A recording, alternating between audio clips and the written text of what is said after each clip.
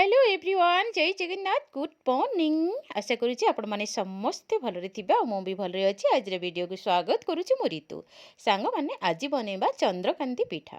तो बहुत स्वादिष्ट बहुत टेस्टी आपण माने करंतु खांतु जानि परिबे। तो सांग माने मोटी कोन कोन सामग्री नै छी आपण माने के सहित शेयर कर दोची।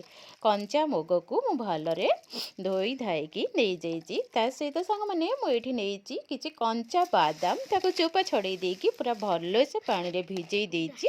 तो माने टेस्टी पे एडी हम नबा जीरा पान मधुरी आउ गुजराती ता सहित बादाम आ मुग को भलरे बाटिकी एठी नै आसीची ताको आमे टिके कपड़ा देकी सिझेई दबा। सांग माने मु एठी सिझेइबार वीडियोटा आपण माने के सहित शेयर करनी मिस हो जाइची तो क्षमा करिवे। आउ एठी आपण मानकु क्षमा मागी नौची कि मते बहुत जोरे ठंडा हेची तो वॉइस देला बेलकु केमती केमती मते फील होची तो क्षमा करदेबे आपण माने।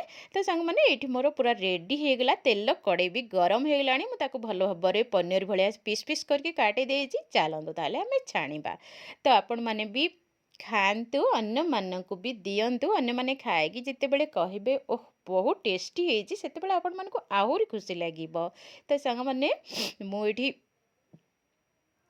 माने छाणीबा स्टार्ट कर देची।